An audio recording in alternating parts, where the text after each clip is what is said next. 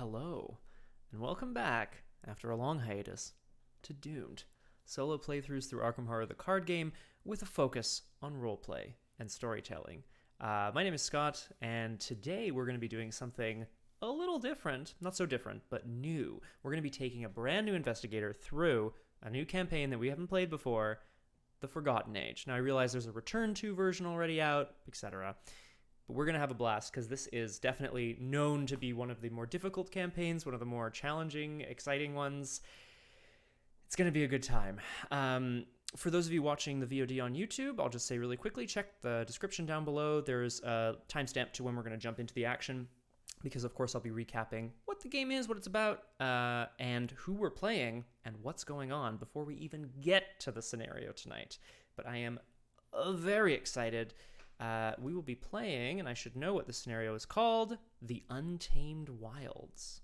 Ooh, the first scenario in The Forgotten Age. Now, let's jump on over and say hello to everybody who's here in the chat. Welcome, Ravana and Jeanne. Hello again. Gunnar! Oh, damn. Well, no worries. Carnage Inc., a.k.a. Gunnar Jurgen. I'm a big fan of the name. Now, I will say I don't think there will be much gunning in this campaign, for reasons that we will get into. Yeah, why not? I'll do it once for you. Dan Gleesack, hello, and welcome to Doomed. And Pook, hello. So, that's all you get, Pook. Pook, happy belated. Hope you're doing well. So, today, yes, we are starting a new campaign of our... Oh, hello, Mistrich. Everyone's here. Fabulous. Except the Crosshair. We are down our two raunchiest and most vocal people. That would be Lamyra and the Crosshair. But that's okay. Because, folks, if you are watching and if you are interested, I will have questions for you. Oh, that's cool, Pook. No worries. You don't have to...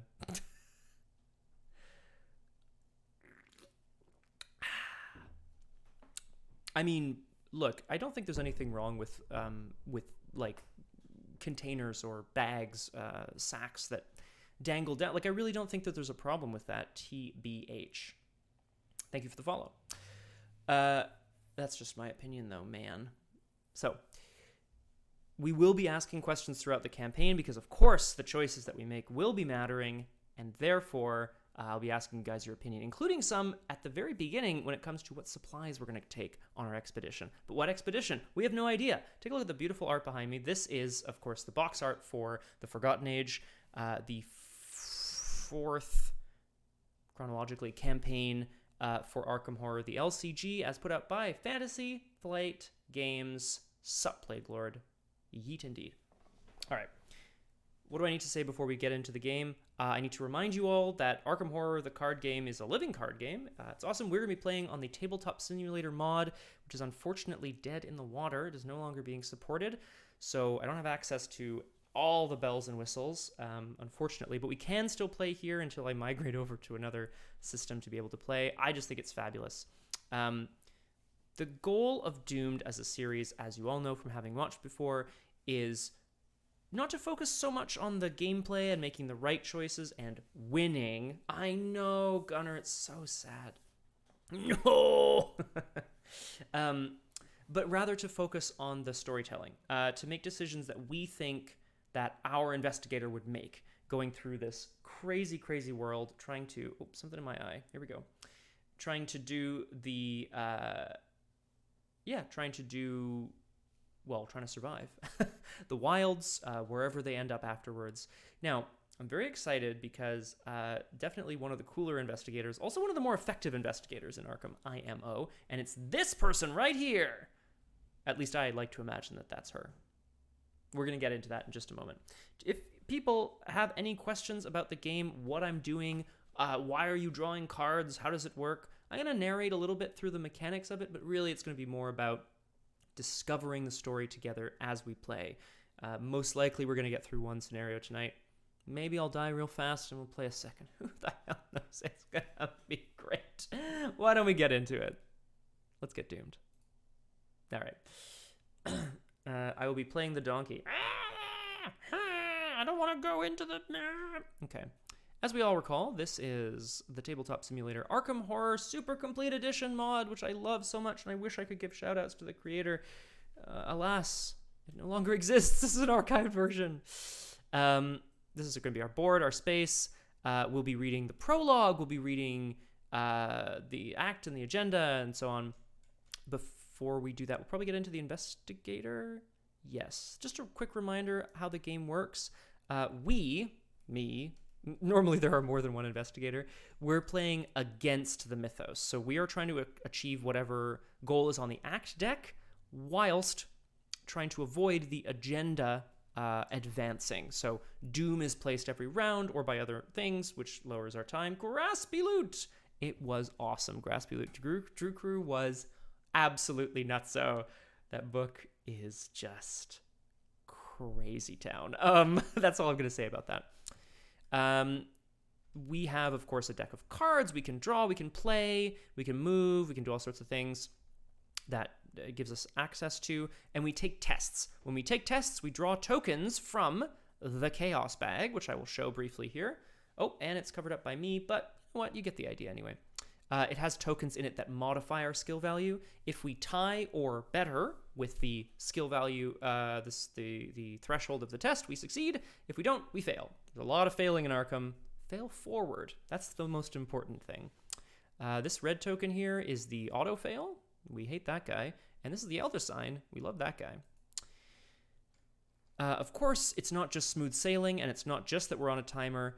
The mythos also have their own sinister plans that may involve cultists, they may involve treacheries, they may involve other enemies. Who knows? We're going to get into it and see what exactly Plague Lord. 3 steps forward and not one knife-wielding tentacle back. Yeah, if you see a tentacle wielding a knife, just get back. Okay, I think before we get into the story, I actually want to introduce the investigator. We are playing a Seeker, the class that is best known for being the best class in Arkham, because they have a bad feeling about this. Jeanne, I believe that if you are still here in a few moments, we're going to be selecting supplies to bring, and I cannot wait to have input on that, folks. Ursula Downs, the archaeologist, or sorry, the explorer, I'm sorry. Yeah, well, okay, so Graspy Loot, that's what I wanted to say. The mod was free, and it is no longer available, which is really sad.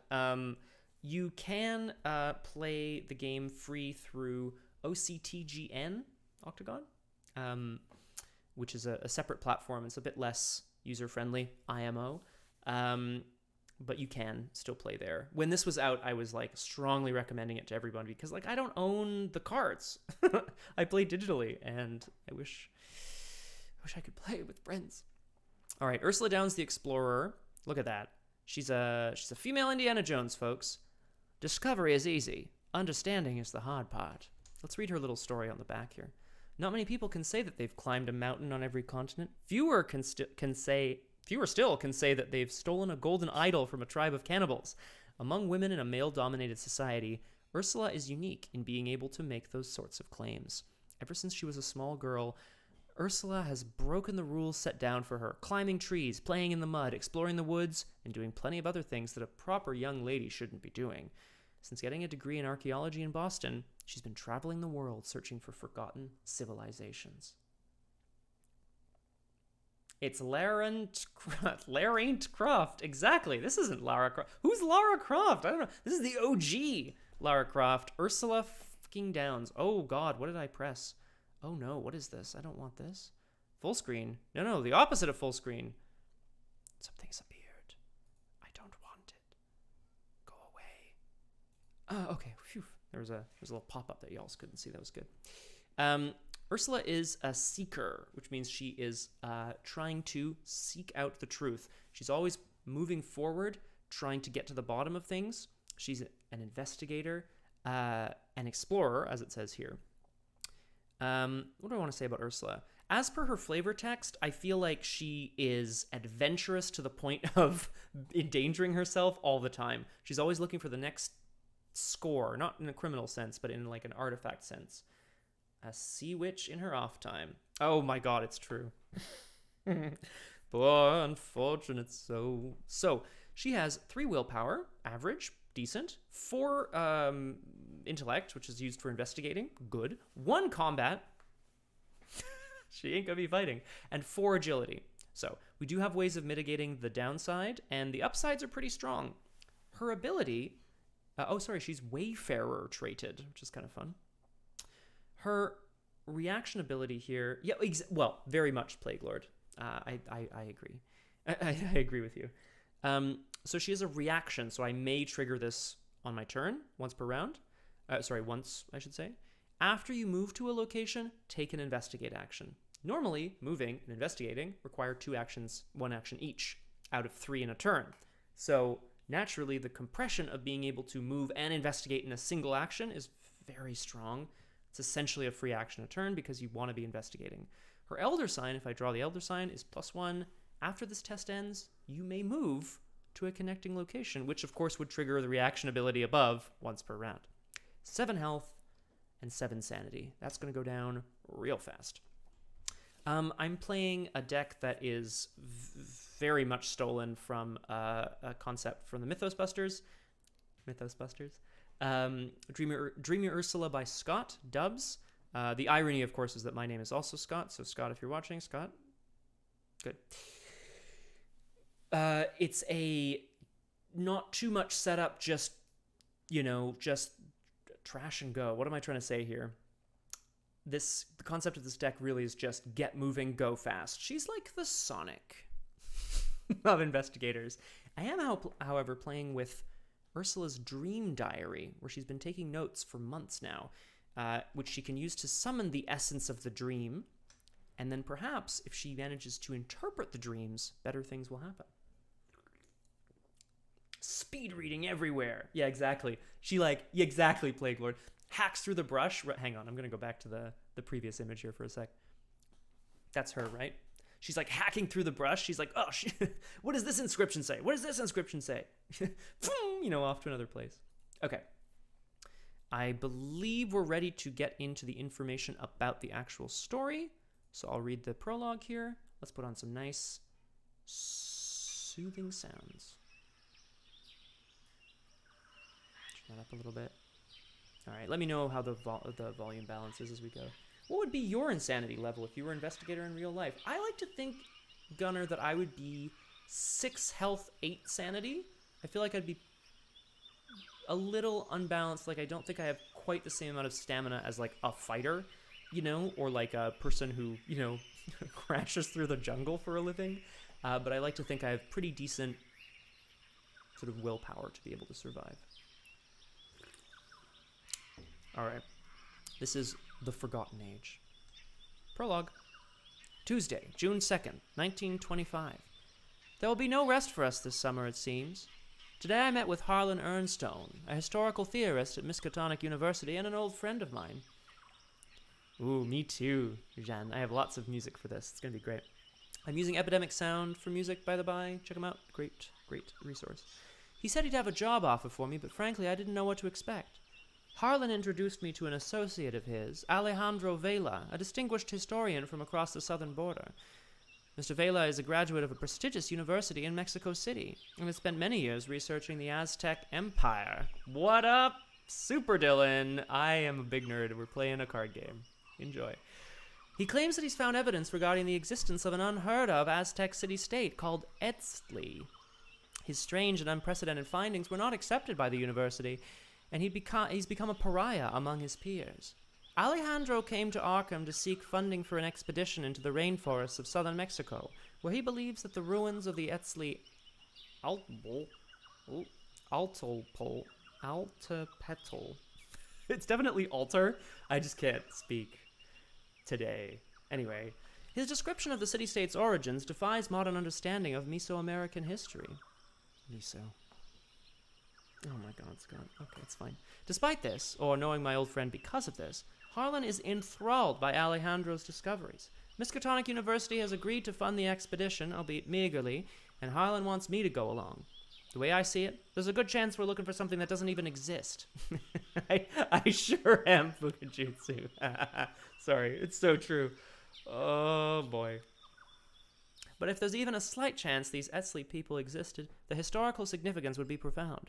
We debated the issue for some time, but in the end, we accepted Alejandro's offer. Preparations are underway, and we should be setting off by the end of the month. With any luck, we'll have this journal filled with all manner of interesting discoveries.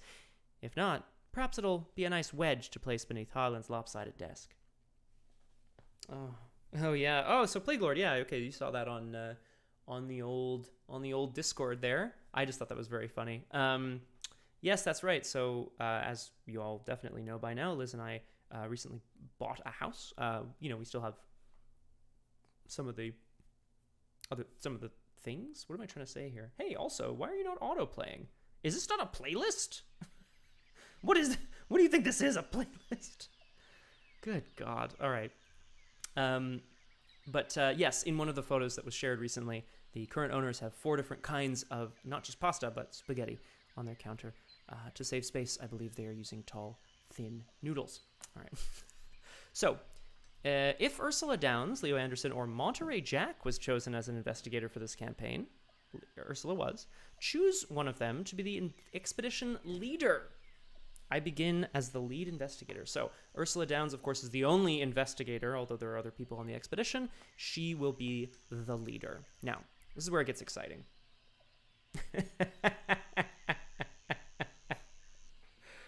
Luke!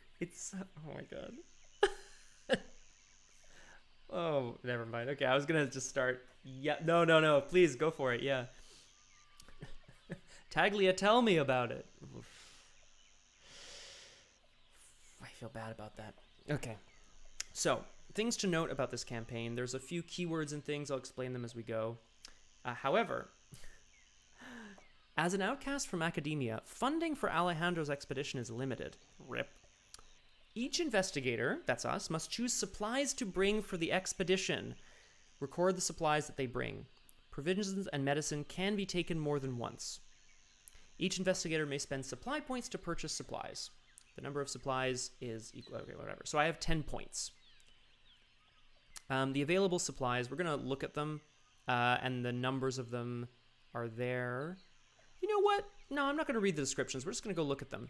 Folks, this is where things get very exciting. I have pre-planned the provisions I wanted to, the things I wanted to take, supplies, but I thought I would also ask you. And I'm going to write them down here in my handy-dandy notepad.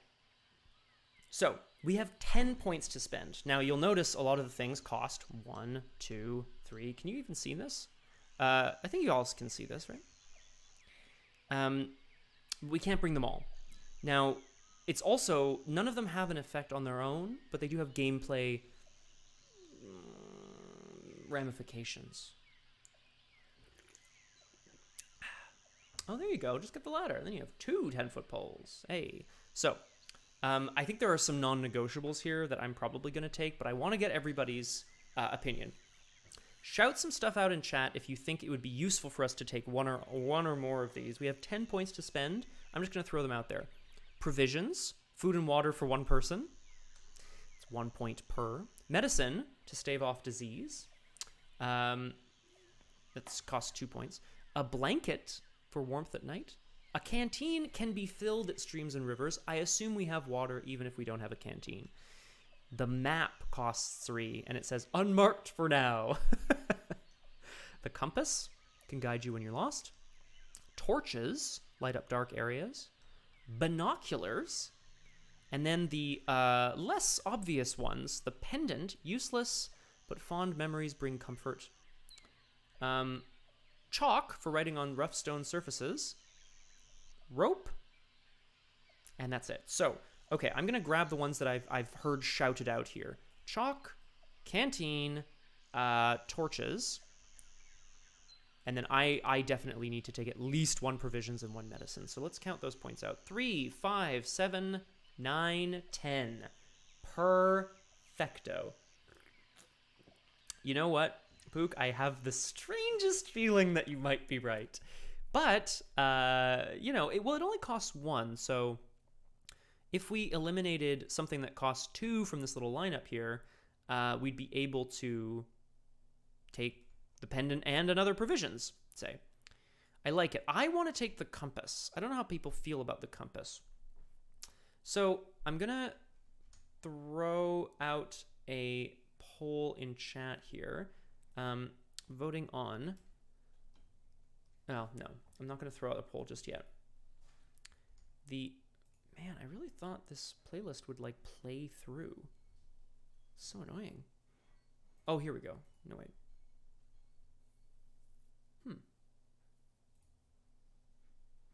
Give me 2 seconds here. It's going to be... Well, everyone's going to be real mad when we put this on YouTube, and they're like, what is this guy doing? He's just sitting around doing nothing. Provisions includes water, so the canteen can go. Oh, D&D style uses. Oh, fair. Okay. So, yeah, that's kind of... Okay, that's my thought, too. So, if I drop the canteen, then I would take 2 provisions times 2. Medicine, 2, that's 4. Chalk, I got a big plus for chalk here. Torches, 1, 2, 3, 4, 5, 6, 7, 8 provisions, and compass, 9, 10. This is my kind of loadout that I want to go with, folks. The map is more expensive. I mean, you'd think a map would be more useful, but that's just like my opinion. There's the pendant, brings fond memories. Binoculars, rope, blanket, and canteen. We can't take everything, so I'm thinking this is a good loadout. Well, speak now or forever hold your peace, guy. Guide? What? Guys? Folks? Exactly, Pook. Perfecto. Okay, so I'm gonna... Good point, Plague Lord. Yeah, I'm the one doing the mapping. Did I say 1? Yeah, provisions. So that's provisions times 1. Because you can take multiple, right? Medicine times 1, you can take multiple. I'm writing these down, and then I'll get back to the chat, and then we'll continue. Torches and the compass. I feel like that means we're going to be... Basically, like, if we get, like, lost or in trouble, these are all very useful things. Okay. Cool. So then these are my supplies.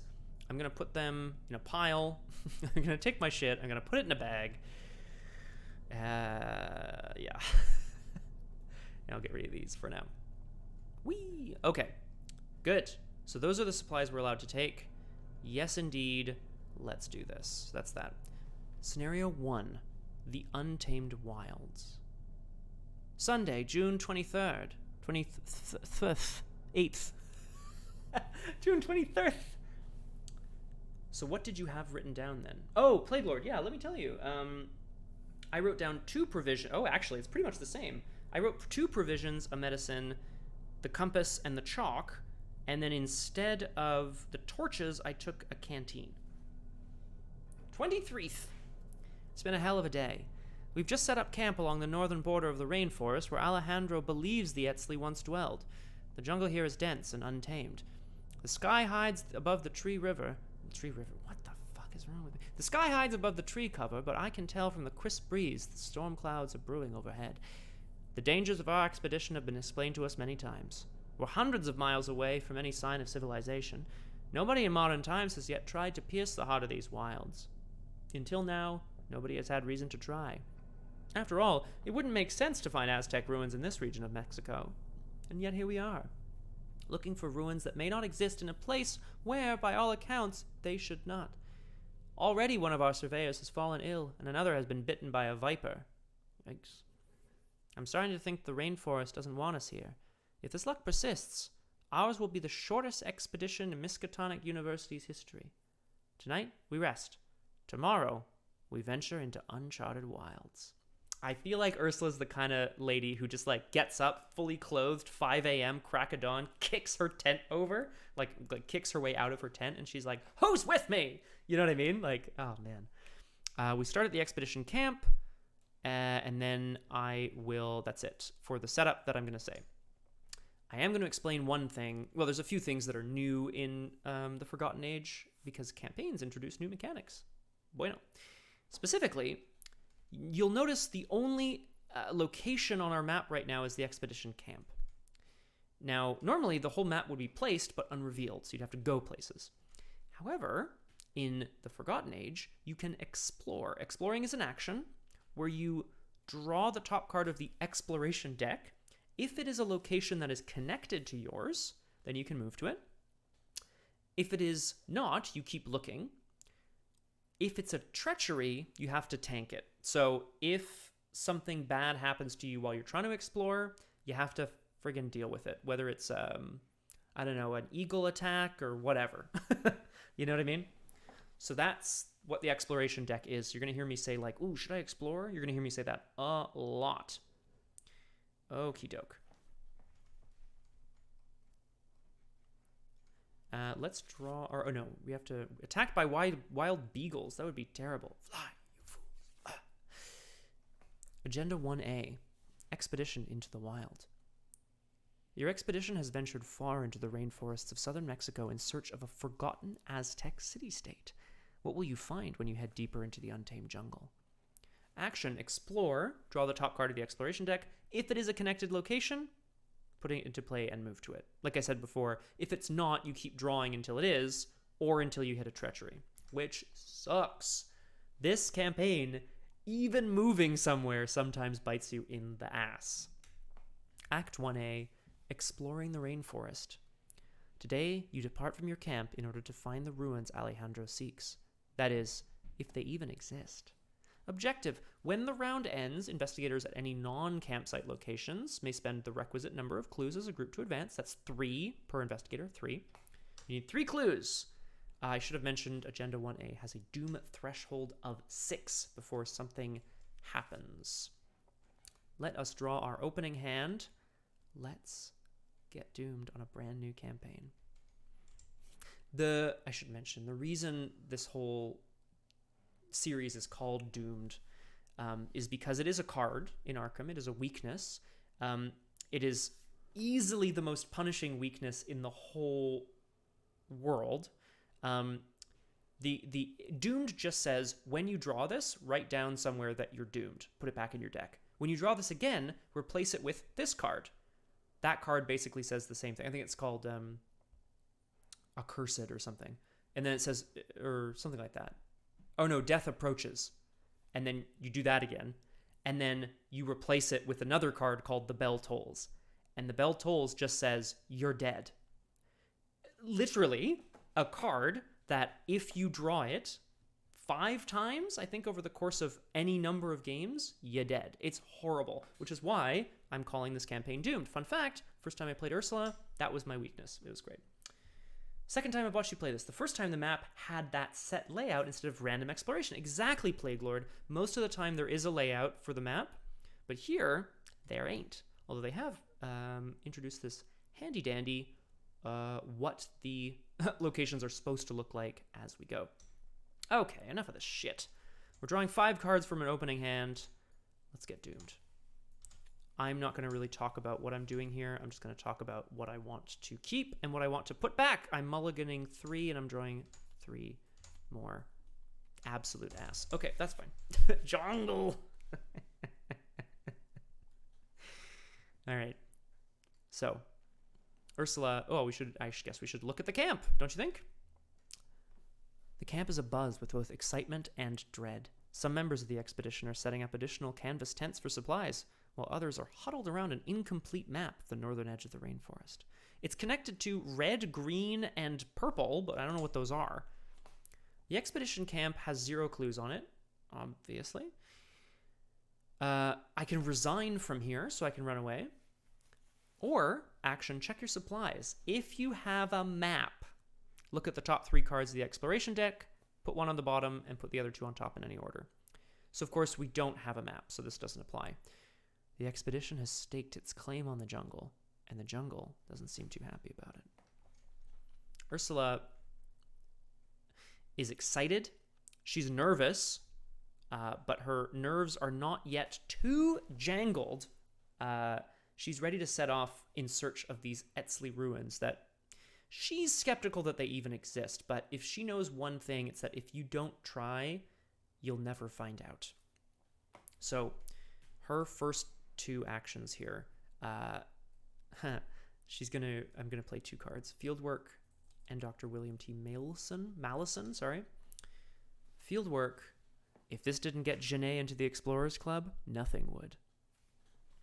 Ursula is Well, I mean, she's ready to get out into the field. She's an expert at the improvisational nature of doing things on the fly, figuring stuff out just based on the supplies that she has. She is more at home without tools than with them.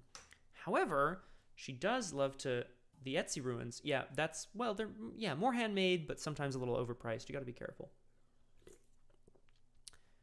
Ursula, however, is going to bring along one of the other, professors from Miskatonic University that has come along on this expedition. Dr. William T. Mallison, who is apparently working on something big. His subtitle is "Working on Something Big." He is not an archaeologist by trade, but his position at Miskatonic is a little tenuous, much like Ursula's, because she's always, off and about. When she asked him to come along to provide her with a little bit of, je ne sais quoi, to provide her with a bit of support, oh, we could use someone like you, Bill. Come along, take notes for me. See if you can make any connections. Perhaps someone with your surveying experience can help us figure out what the most likely location of these ruins. So, I've spent 2 actions to play 2 cards. Fieldwork and William T. Mallison. Accompanied by Bill, and with her fieldwork intact, Ursula is going to spend her last action exploring. So we are looking for a red, a green, or a purple. This is a red. I'm going to put it into play. Boop! And I get to move to it. Ursula strides off into the jungle, hacking through it with her machete, looking for any signs of, of course, the ruins, but even at this point, she can tell they're at the edge of the jungle. There's no way that there would be any signs of a civilization here, if there even is one.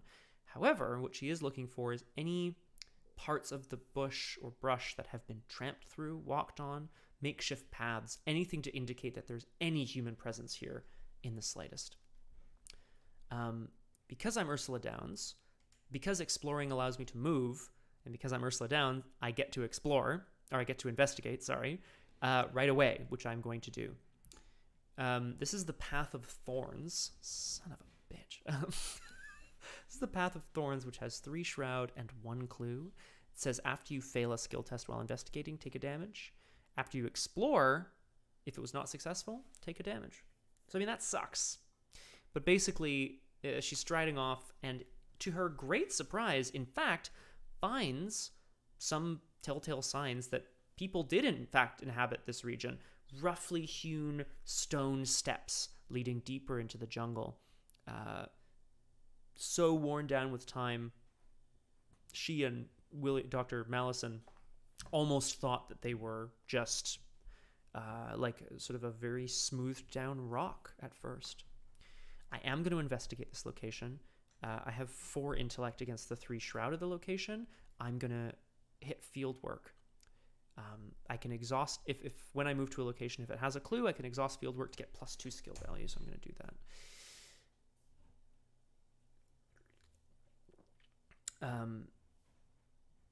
As I said before, Ursula is basically blackberry bushes. These are perhaps a little bit worse than blackberry bushes, I gotta tell you, because these thorned bushes in the wilds grow completely untamed, and they are not being held back by anything. I keep forgetting that my Muzak is going to need... I have to figure this out at some point.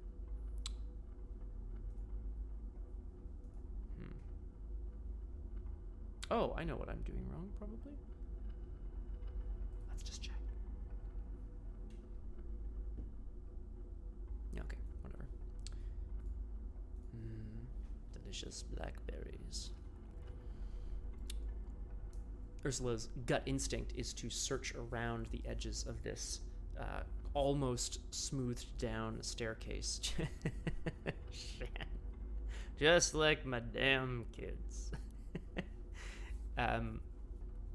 Using her fieldwork experience, she knows exactly kind of... Oh, you meant cats. Oh. No. Okay, Jen. Using her fieldwork experience, she's going to see about checking for additional clues as to whether these steps are still in use or whether they've just been worn down by the elements in time. Fieldwork gives me +2, so I'm a 6 versus 3. That's a -1, so that's a success, and it's a clue. I will take the clue off my location. I'll put it right in front of me there. I didn't fail, so I won't take a damage. In the enemy phase, there are no enemies, so I'm skipping it. Draw a card and gain a resource. Okay, I am so happy that I'm getting this out of the way now. Okay, let's talk about this for a moment. In Arkham, it's a card game, but of course, because the game hates you, you also don't want to draw cards sometimes, because in every investigator's deck, there are weaknesses. To balance out the fact that you have cards that, like, you know, help you win, you also have to include cards that help you lose. Every investigator has a signature weakness and a random basic weakness. I draw mine at random. I only redraw if it's one that I've played recently, because I find it more interesting otherwise.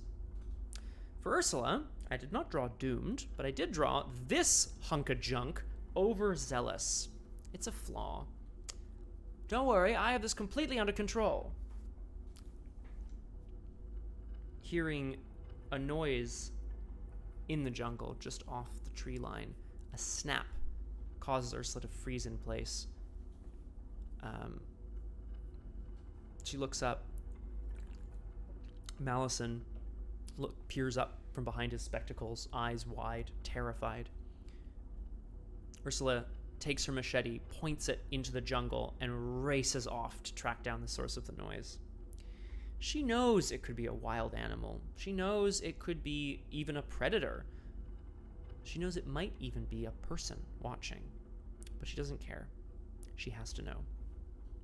Overzealous is a weakness that says, this sucks, draw the top card of the encounter deck. So instead of getting a card for me, I get a bad card.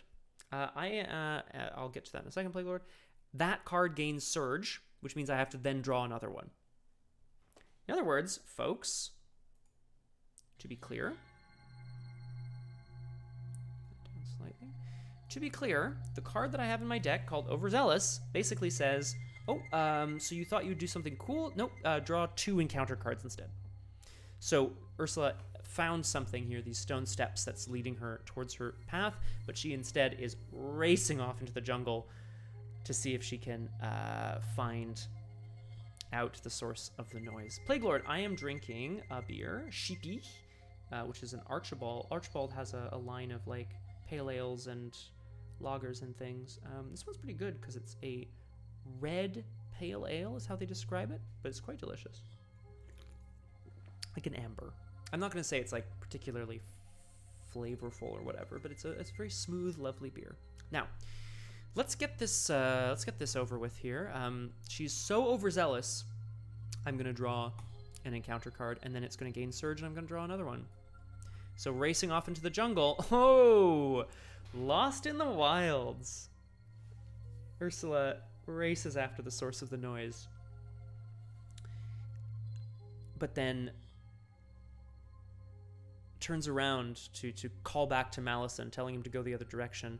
But when she turns around, the clearing that she was just in is not there. It's seemingly been swallowed up by the jungle. Test willpower 3. If you fail, take a horror for each point you fail by, and add it to your threat area. You cannot move or explore. Plague Lord, do you have a drink of choice? Let me know in the comments. I have 3 willpower and I can't do anything about it, so I could. Bill's ability allows me to drop a clue and reshuffle it, but I don't want to. I'm just going to deal with this. Will 3. Elder Sign! Hey! I did a thing!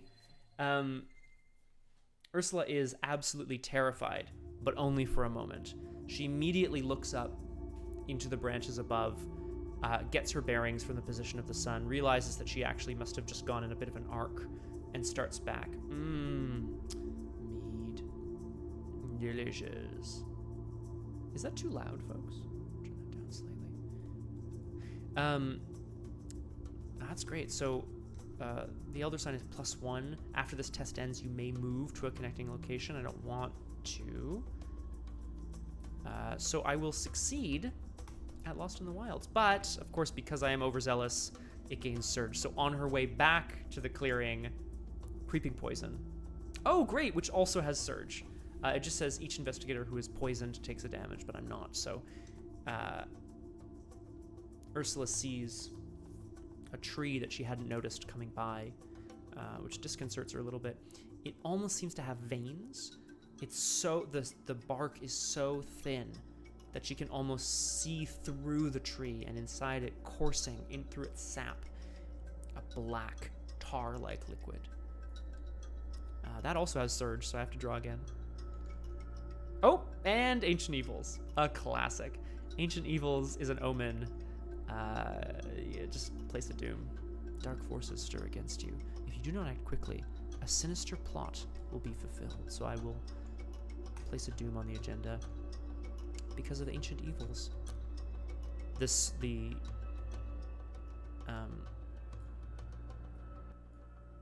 nature of the tree sap is incredibly disturbing to Ursula. She's never seen anything like it, but she's not a botanist per se. She's obviously studied plants and so on, but she doesn't know what to make of it, and she is absolutely not going to go cut that thing open. Yay, Plague Lords, sing the doom song. Do it. 6 bottles of mead. Delicious. Okay, well, so all things considered, actually, Overzealous went okay. I mean, I'm mad at it, but I'm not that mad at it. So, getting turned around off the Path of Thorns kind of sucks, but at least, you know, Ursula managed to find her way back. The kind of tree sap poison is something that is really disconcerting her. In the mythos phase, we place this is the top of the round now. We place a doom. We check to see if we've gotten to the doom threshold. We have not. It's 6. And we draw an encounter card. I've drawn so many already. I'm a furioso. Whoa! Now this is interesting. This is an Etzli Guardian who spawns at any empty location. Alert and aloof. Aloof means he doesn't immediately like jump on your face and attack you if you're at the same location. Alert means if you try to get away, he can attack you, like evade him. When enemies attack, if he is ready, if Etzli Guardian is ready and unengaged, it attacks each investigator in a connecting location. In other words, this dude with his bow and arrow, he's here at the expedition camp. Subscriber. Thank you. Hey! Thanks, Rocky. Do not be alarmed. I am just stroking my sub-ego. Sub-ego. Thanks, Rock Pants. Hope you're doing well. And welcome. Rocky! This Etzli Guardian will fire on me from the trees, anywhere that's connected to this expedition camp.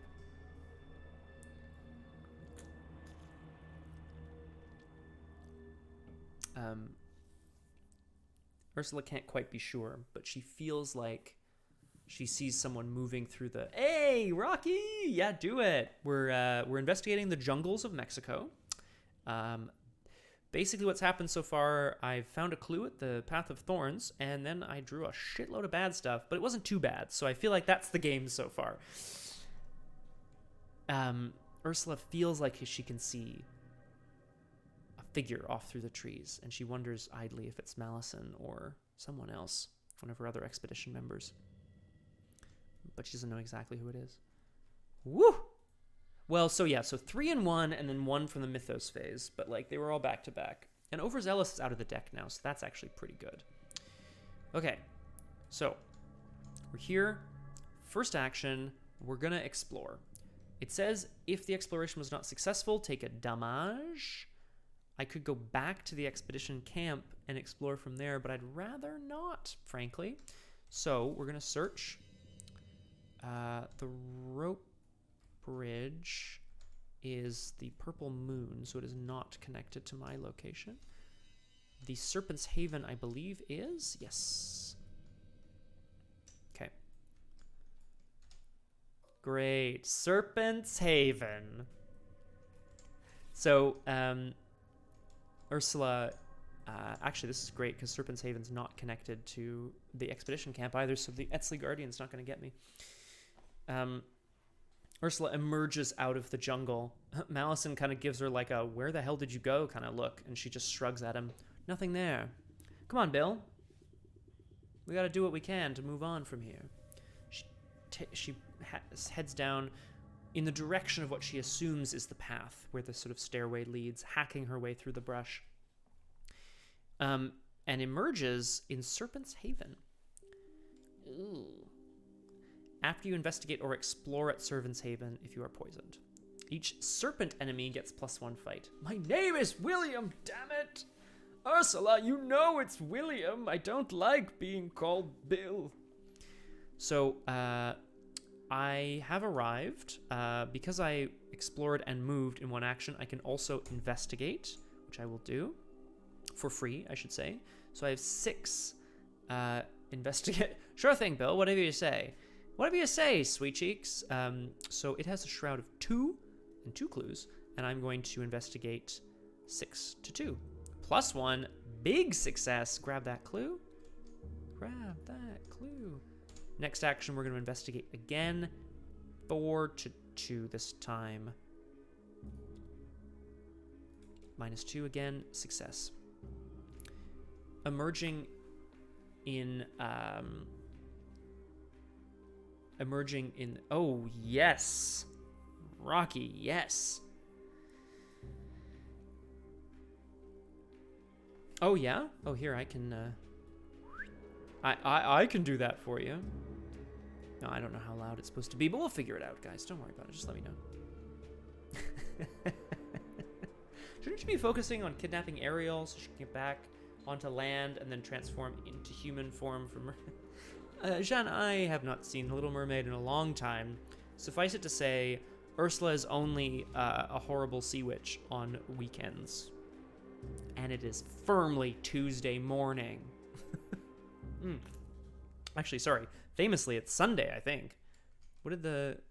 Yeah, Sunday. Shit. She's only Ursula from Wednesday to Friday, baby. Emerging out of the jungle,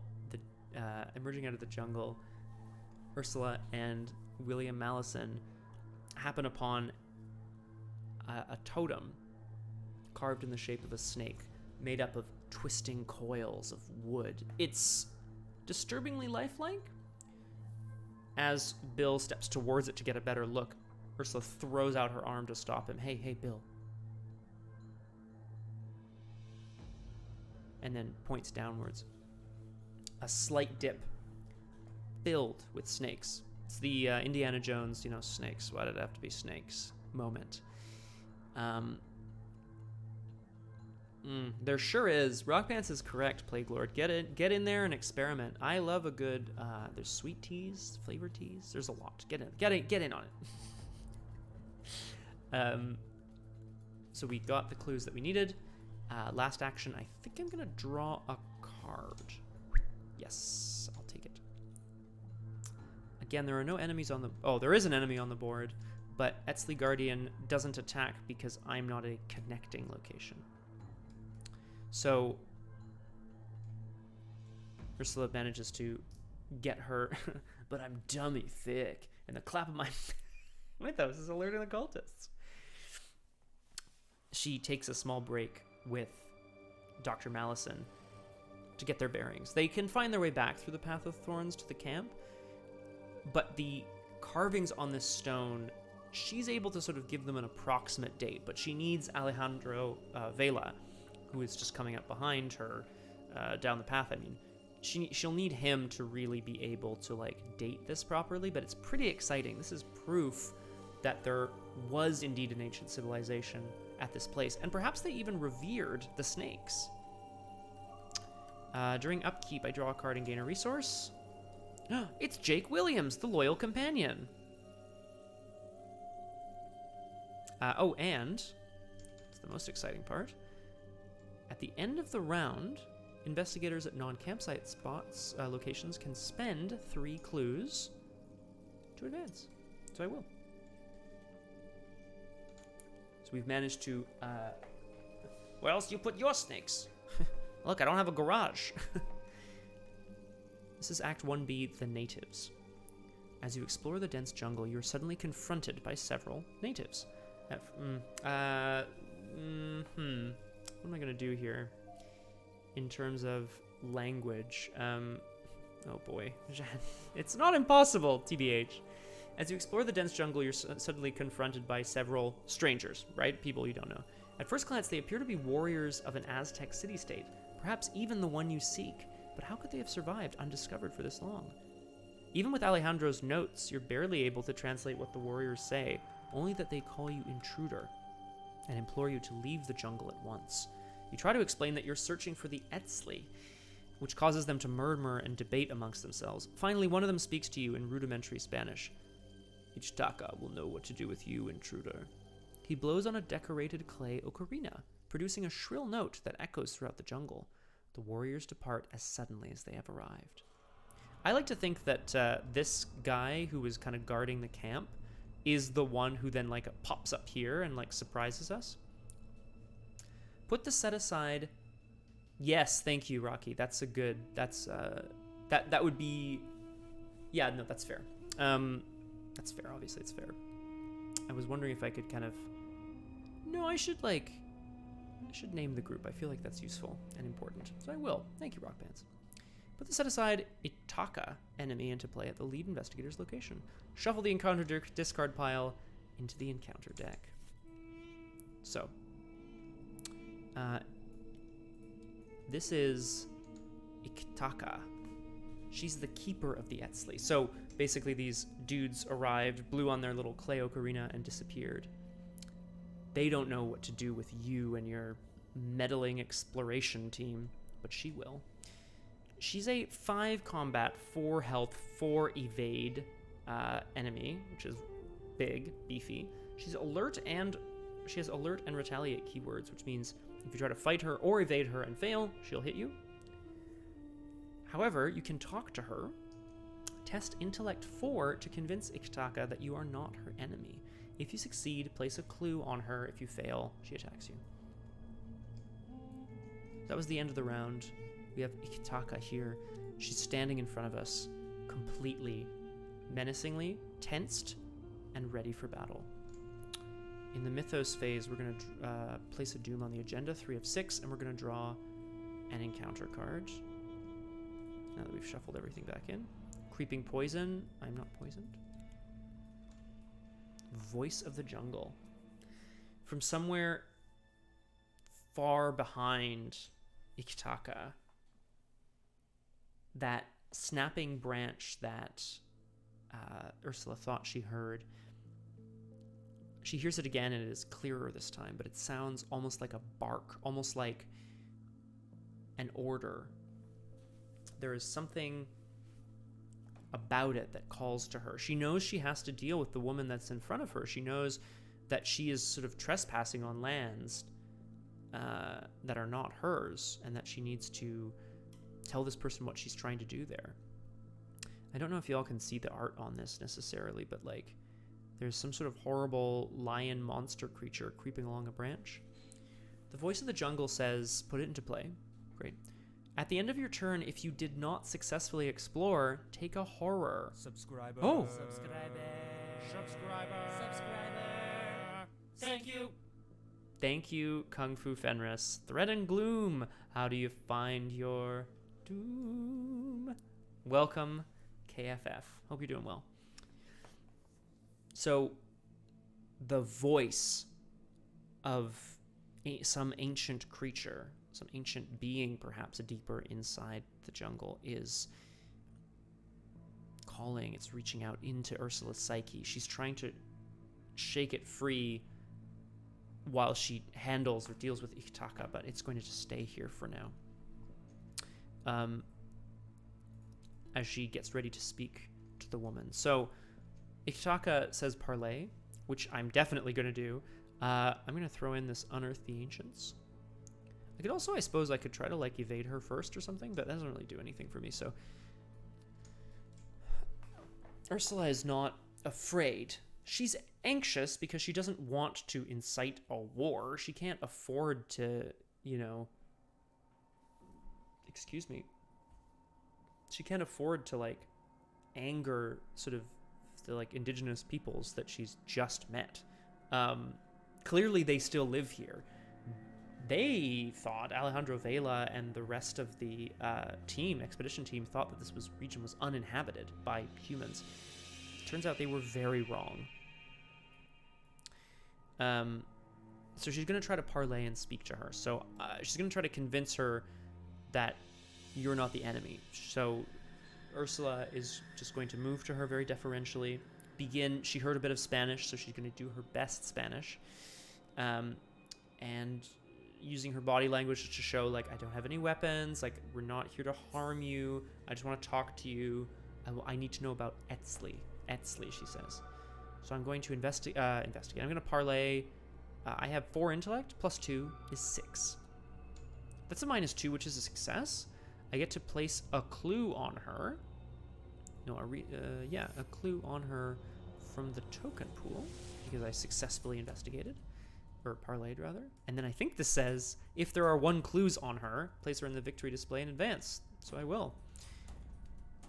It's actually pretty quick, frankly. The parlay works. It's very effective.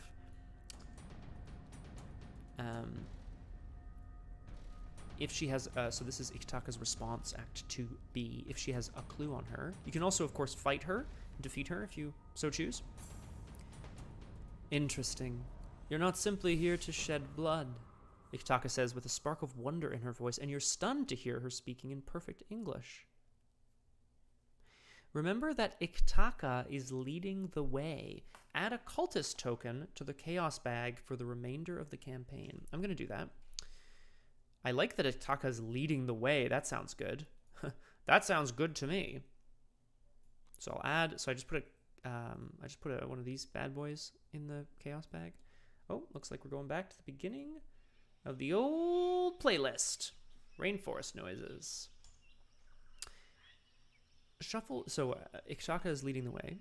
Shuffle the 3 set-aside ruins locations into the exploration deck and advance to Act 3A. Search for the ruins. So these are the ruins locations. I'm going to shuffle them all into the exploration deck, which is still pretty thick, so it's going to be hard to find things there. Act 3A, search for the ruins. If I cannot dissuade you, so be it. Follow me, and I will lead you to the place you seek. But heed my warning. Disturb the ruins at your own risk. They have remained hidden for a reason. Alejandro, who is there, of course, warily keeps a safe distance from Ikitaka as she shows you the way. Each Etzli Guardian cannot attack or be attacked. Ignore the effects of each arrow from the tree's treachery. Only investigators at the ruins of Etzli can spend the requisite number of clues as a group to advance. So we need 3 more clues, and we need to find and then spend them at the ruins of Etzli. So we're going to continue to hunt for information, but of course, Ikitaka is now leading the way, which hopefully will make things a bit easier for us. So our first action was to do that. Ooh, fair warning. Yeah, we don't know what's wrong with the ruins, per se. Okay. I think I need to try to explore from here. Now that we're in Serpent's Haven, definitely want to get out of there. Ursula is going to thank Ikitaka profusely before she melts back into the trees to let her continue to explore. She's essentially letting Ursula kind of continue to exist in this jungle, right? But Ursula is going to take note of the serpent sort of like totem, I guess you could say, in front of them, sort of the carvings of it, and try to figure out from its orientation whether it maybe faces where the ruins might be. And she's going to try to set off in that direction. So I'm going to spend my second action to explore. Oh, is that actually a connected location? I'm looking for the purple hourglass. Nope. So that's overgrown ruins are not connected. I can't flip the thing over. I am ignoring the effects of arrows from the trees because Iktaka is on our side, but I did fail the exploration because I encountered a treachery. So I'm going to investigate last action as well. Ursula encounters some more of these Etzli guardians in the trees, but they, of course they let her pass. Now that she's spoken to Iktaka and explained what they're doing there and that they are not a threat, at least not now, they know that they can control her if needs be. Ursula, that is. So I'm going to put the exploration deck back and I'm going to explore again. Okay, too bad. So this is a treachery. Overgrowth is attached to the location. I can't explore from here. I have to test combat 4 or intellect 4 to get rid of it. Setting off in any direction other than back the way she came proves essentially impossible. The jungle is so... That guardian's here, Scott. What? What? The growth of the jungle is just so incredibly powerful. It feels to Ursula like probably some of the densest foliage she's ever encountered. She's going to need to make a really dedicated effort in order to get rid of it. Unfortunately, because I did not successfully explore, I have to take a horror. Ouch. Oh, okay, got it. No problemo.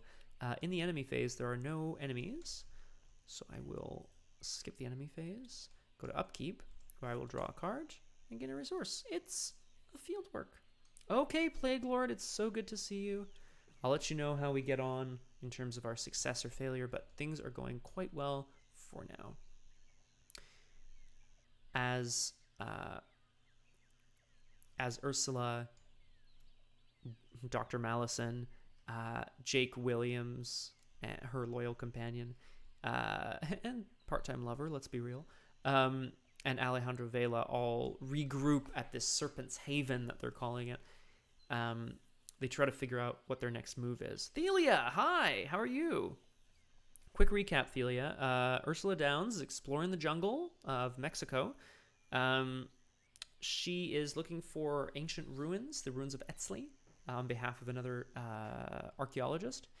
They have not found them yet, but they are currently... Oh, here we go. The Guardians hear Scott's narration. Not yet, you say. They spring into preventative action and thwart Ursula. Oh, no! No! How dare you? That's it, right? They're sitting there and they're just like, nah, we can handle this, Oh. There we go. I realized the music was so low you couldn't even hear it.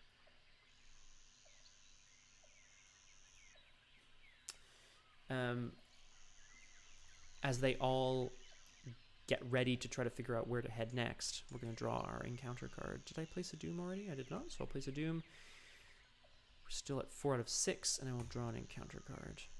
It's Ancient Evils, a classic.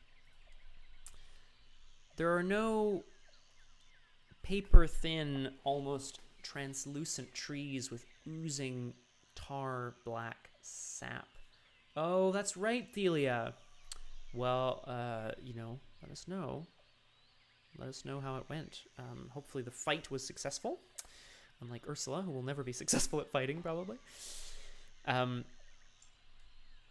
As they sit there, Ursula looks up briefly and notices that the structure, the sculpture of serpents, it seems to have become even more lifelike. She notices that some of the serpents, they almost seem to be writhing and slithering on the actual structure of this sculpture. And then its eyes begin to glow. She takes a brief moment to try to see if that's what she's really seeing, and it's gone. But the feeling remains of ancient evils. Huh.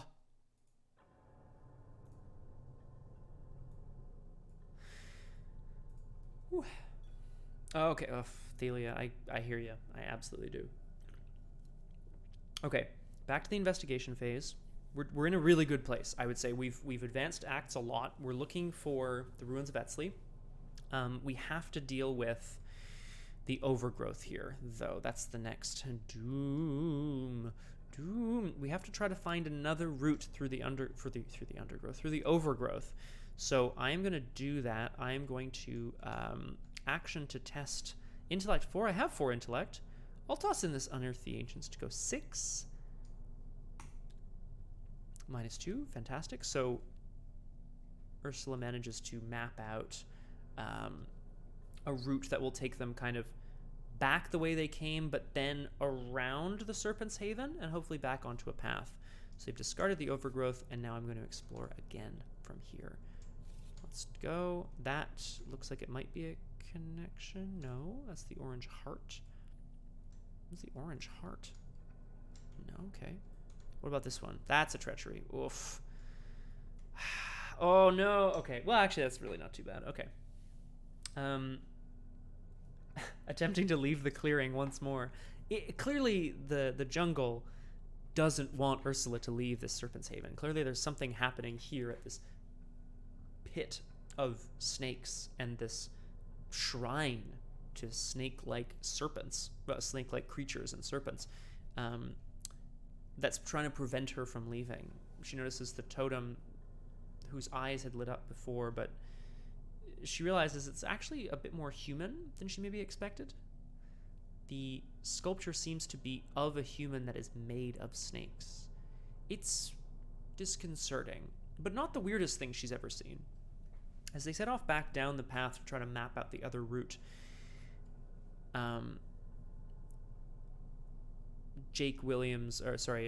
Dr. Mallison reaches back into his bag, realizes that his canteen has been leaking this whole time.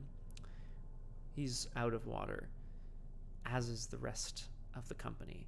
Now, there's some back at camp, but they don't really have time to go all the way back to camp if they want to keep investigating today. They're going to lose half a day doing that. So this is a peril, which means I'm not allowed to discuss it with my fellow investigators.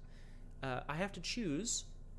I lose 2 resources, I take a damage, or I choose and discard an asset. That's actually really easy for me. I'm going to lose 2 resources. I don't need them right now.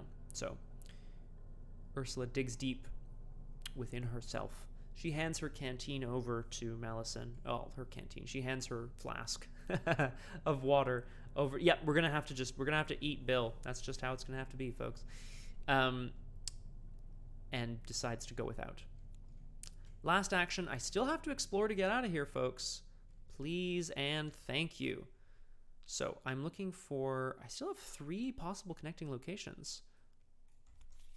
There can't be that many left. Rope Bridge is the moon. Is that connected? No. Lost in the Wilds. Wow! So I think I've hit all the treacheries. So in the exploration deck, there are locations and treacheries. I've clearly hit all of them now, which is just wild. So I'm going to have to take another... Oh, man. Lost in the Wilds. Test Will 3. Oh, this is fine. If you fail, take a horror and add it to your threat area, but then discard it. So, okay. Willpower 3. Rip Bill. Ooh, okay. So that's a -2. So I have to take 2 horror. 1 goes on Bill. 1 goes on me. Suck it, Bill. You might actually have to deal with this, Bill. Oh, man. That's just a lot of horror happening now all at once. Again, the path did not lead them around the Serpent's Haven and instead led them deeper into the jungle, where the foliage is so thick it blocks out the sun. It's dark here, and it's swampy. By being lost in the wilds, the feeling of oppressiveness of the jungle kind of descends around them. Dr. Mallison and Ursula are both getting very, very nervous that they're not going to be able to find their way back to camp. I had to take 2 horror. I put 1 on Mallison and I put 1 on me. It's also the end of my turn. I did not successfully explore, so I have to take another horror. I could just kill Mallison, I guess, but that doesn't seem very nice. So especially because he can can also take a damage for me. There's no enemies on the board still, so I'm going to move to upkeep, where I will draw a card. Again, a resource. It's Eureka. Go to the mythos phase. Oh, actually, okay, it's fine.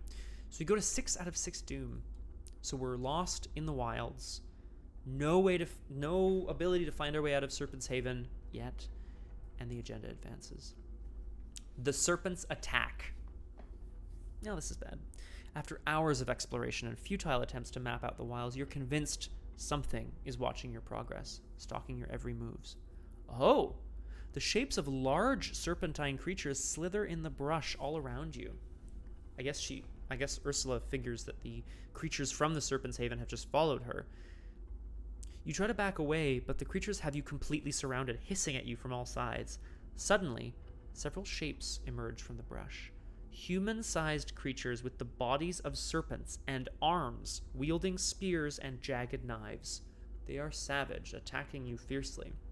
Somehow, you manage to flee to safety, though the sensation that you are being watched remains. Although you survive the encounter, you are confronted with a stark reality. This place is home to creatures beyond your understanding. Shuffle the encounter discard pile and the set-aside Agents of Yig into the encounter deck. Well, that's not good. Well, we're going to see what that does in a bit. Snake! It's a snake! Each investigator tests Will 3. If you fail, you have to become poisoned. So, Ursula, finally, though, all those fucking treacheries are out of the encounter deck, exploration deck, rather.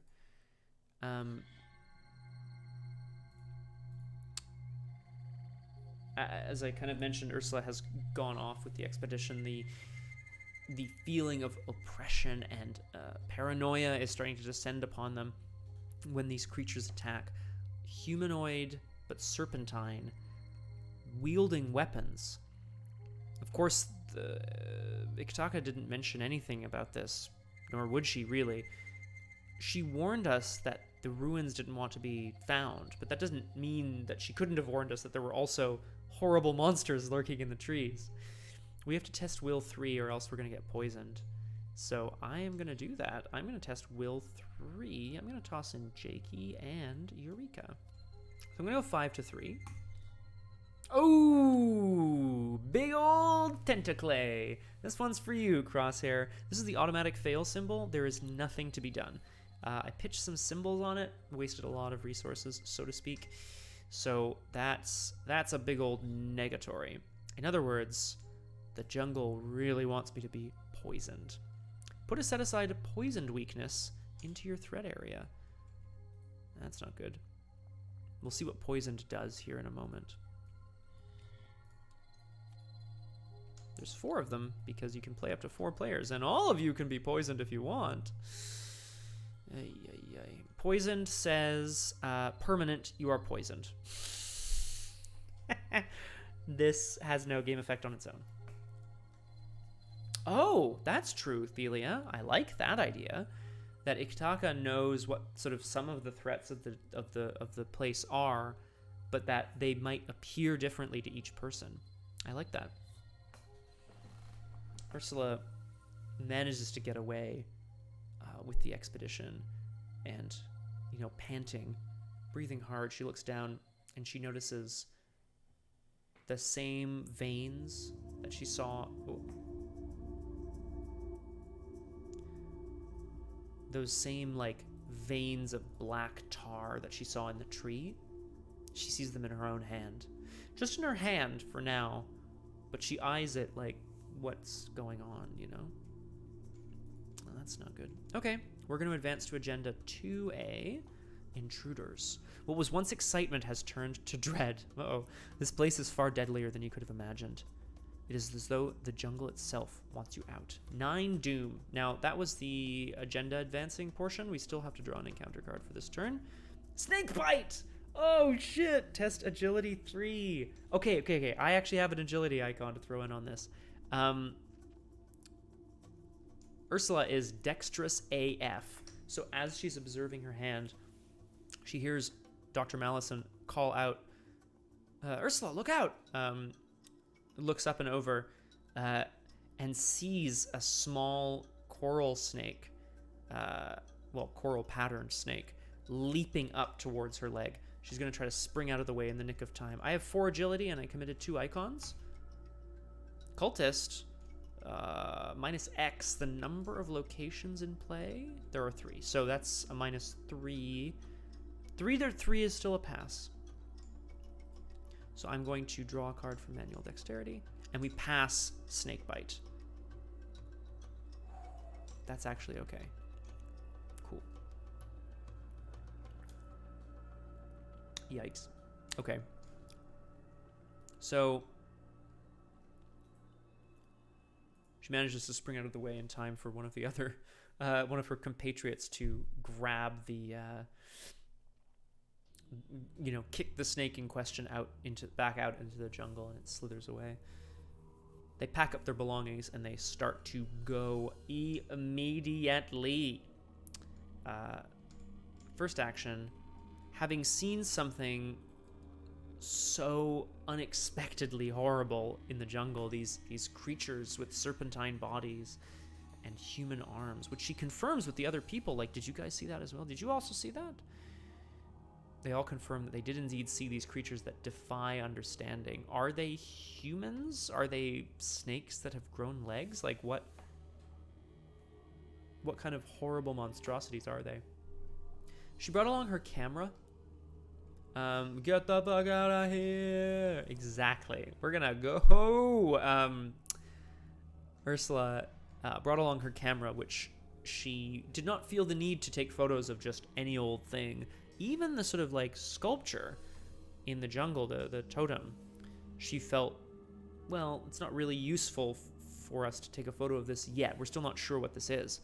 But now that she's seen the horrors of the jungle. Oh, yep. Sorry, Rocky. Yep, you do that. Ooh. We're going to pull out this Hawkeye folding camera. Okay, second action, we're going to explore, and this will be a successful one. I just got a feeling, guys. That's the overgrown ruins are not connected. The trail is not connected. This one, I think, is... Yes. So this is the ruins of Etzli, which, hilariously, is actually where I need to end up, but I need more clues. Le test. Okay, great. Yeah, sorry, Rocky. I know you put that in a little earlier. I only saw it now. My apologies. Okay, yeah. Ursula, let's go. Ooh, after you fail a skill test while investigating ruins, draw the top card of the encounter deck. Yikes-os. Okay. Finally, after having kind of... It's groovy, baby. Don't you worry about a thing. Ooh, ooh, ooh. After finally having found a way around these damn ruins of these serpents, like havens, and keeping their eyes peeled, they essentially stumble upon serpent statues carved from limestone surround the central temple, glaring at you ominously from afar. Frankly, Ursula can't believe it. Almost pristine ruins of Aztec-like temples glint in the distance. I like a good Snecko, Rock Pants. It's groovy. Well, whatever. Isn't that you? Is that not what you sound like? I'm kidding around. Because I can explore and investigate in the same action, because I can move and investigate in the same action, I will. I have 6 intellect with my field work, and I'm going to do that. Oh my god! That one's for you too, Crosshair. Pantsu. Woof. Big oof. Okay, so that's a fail. So, well, here, it says when you fail, draw the top card of the encounter deck, so I'll draw it, and then I guess we'll find out what happens to our good friend Ursula Downs. As she sets off towards the temple, a classic. Yeah, absolutely. So as she sets off towards the temple, she is shocked to find... well, not shocked to find... Oh, pants! It's not that she's shocked to find snakes. There's carvings of snakes everywhere. It's the viper in the small pit in front of her that is terrifying. It is massive, much larger than any other species of viper she's ever seen. Is it an 8-ball? I can't actually see it from here either. I don't have it for some reason. Deadlier than it seems. This is a creature. It's got 3 fight, 1 health, and 3 evade. After it deals you damage, you get poisoned. It also has Vengeance 1. Vengeance is a new term. Normally, enemies sometimes have victory points if they're like extra scary and you have to kill them or whatever. These guys have Vengeance. Vengeance means they go into the victory display, so they don't go back into the discard. You don't get them back. You kill them once and they're gone. But Vengeance means that you have to track how much vengeance you accumulate over the course of the campaign. Guess what? Vengeance is not good. It could mean anything. I think it actually says in the guide, in the campaign guide, that it has to do with the fury of a being known as Yig. So if you kill this snake, you will incur a bit of that, fury. Now, that's not good, obviously. I guess I'd like to... I'm not going to be able to fight it without some sort of plan. So I guess I could try to evade it just so I don't take a damage, but I also don't really mind taking a damage. Yeah, I really don't mind. Let's get William Malison eaten. We're going to... yeah, it's a 3-shot location, right? Yeah, we're going to investigate. 4 to 3. Oof. It's actually not so good, is it? Or, I suppose, in fact, we could try to move away from here. Maybe that would be better. Yeah.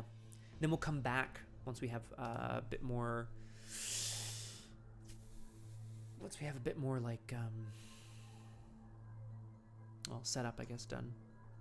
Okay, yeah, so instead we're actually gonna, with the pit viper hot on her heels, Ursula's gonna explore again, actually, and try to GTFO, as it were. We're looking for a connecting location. Wait, fuck me, there was another treachery in there? Oh, no. Oh, boy. Okay, this is Snake Bite. Hi, Saren Zero, what's up? This is Test Agility 3. If you fail... If you fail, you're getting bitten by a snake. Mofo. I'm testing straight 4 to 3. -2, that's a fail.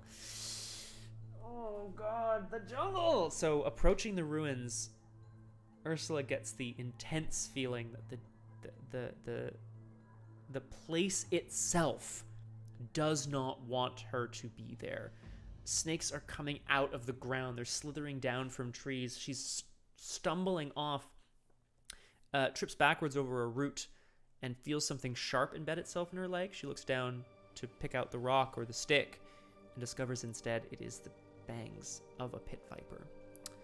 So I have to deal 5 damage to an ally or take a direct damage and become poisoned. I'm already poisoned, so I don't really mind. I'll take the damage. In the enemy phase, the pit viper's right here. It's mad. It's gonna bite Malison. Now I don't feel so bad killing Malison. I don't feel great about killing Malison, but I don't feel bad about it. In upkeep, fuck me, we're gonna ready the field work. We're gonna draw a card and gain a resource. Inquiring Mind, that's a good card. That'll be able to get us a clue here, probably. And we move back into the mythos phase. 1 doom out of 9. How many? Do I need 3 clues? Motherfucker, I have to explore anyway. I have to get more clues. Oh, horrible. Inquiring minds want to know. Ursula and Malison are absolutely just tangling with these snakes. And that throaty cracking sound again beats at her skull from inside her mind. words are starting to distinguish themselves, but they are not words that she can understand. The voice of the jungle calls to her once more. I now have 2 voice of the jungles. It doesn't say limit, so if I did not successfully explore this turn, I have to take a horror twice. I can test willpower to get rid of it. The game plan is get away from the snake, explore to a new location, grab a clue there, and then go back and figure my shit out in a sec. That's the plan. Is it a great plan? No. Is it my plan? Yes. Action 1. Ursula's going to try to get away from this snecko. She's going to grab... Oh, I mean, it's embedded... Like, one of them was embedded in her leg. She rips it out. She notices the black tar-like kind of poison creeping up inside her leg. It doesn't seem to hurt, which is possibly even more concerning somehow. She's going to stumble up, grab her machete, swing it wildly. She's not very effective with it as a combatant, but hopefully she can scare away the creatures. I'm committing field work to go 5-3 on this evasion attempt. Excellent. Evaded. I got a 0, sorry. So I'm going to evade the pit viper. Second action, we're going to explore and get the fuck out of here. This is a terrible place. I am not happy. That's connected. Hey, we're going to the circuitous trail. Well, that sounds good. The circuitous trail is connected to the ruins of Etzli. It is not connected to any other location we've been to yet. Oh, thank God. Okay. Right. As an additional cost to investigate, check your supplies if no investigator has a compass. But we do have a compass, don't we? Woo! We've got our compass to stay strong on the circuitous trail. So I get here and I can exhaust field work to investigate at a 6-1. That's great. I'll take the clue, which charges up the Hawkeye folding camera. Okay. So Ursula, swinging the machete, manages to drive the snakes away for just a moment, long enough for her to grab Malison, and they rush out of there. They find their way back into the jungle, which somehow is safer, but also somehow scarier. Haven't you been here before? This looks exactly like the trail that got them here past Serpent's Haven in the first place, but it's not.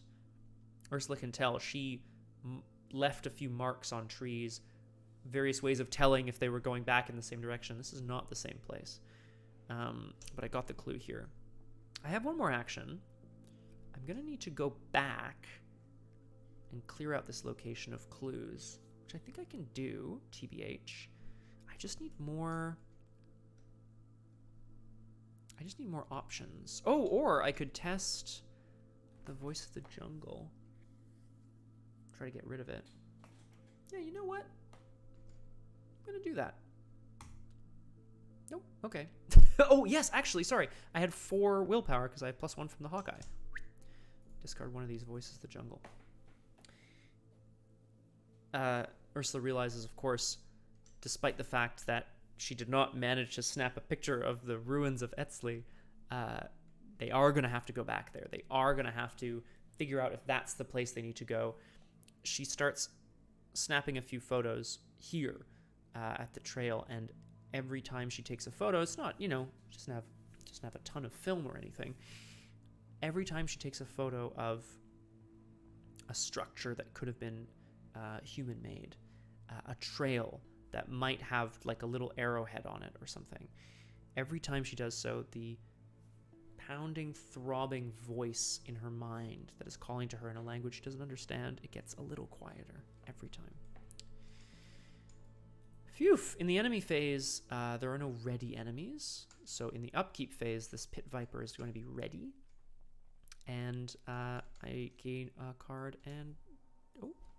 go! Yes! Perception. Very good. Oh, okay. Phew. Right. That's a good upkeep. We have to know what's going to happen in the mythos phase, of course. My hope is next turn, if all goes well, next turn we're going to go clear out the ruins, advance, and just, be done with this scenario. We go to 2 Doom. And we draw an encounter card. The encounter card is a Brood of Yig. This is that creature. For Thelia, Thelia, I think you were like, oh, it looks like, in my mind, it looks like Medusa. This is what we're talking about. Oh, hey, Rocky. I see you kicking the internet there. A serpentine creature with scaled arms bearing primitive armor and weaponry. This is a humanoid monster serpent. 2 fight, 3 health, 2 evade. Whoa! Saren? You crazy son of a gun. Oh, come on. Thank you so much. That's actually that's really dope, Saren. Thank you so much. For those interested, I think the link is still down below as well. I do have a donation page, which, unlike tipping, some of which does go to charity, if that's your jam. If you'd rather give money directly and only to me, I'll take it. Thank you, Saren. That's actually really sweet. Can I just say that a bunch more times? Thank you. Our house hunt has been successful. I mean, we have to, like, close and stuff, and then we like move in and not like, die or whatever. But generally, it's been very exciting. I get more excited with each passing day. I probably also get more exciting with each passing day, but like, I don't know.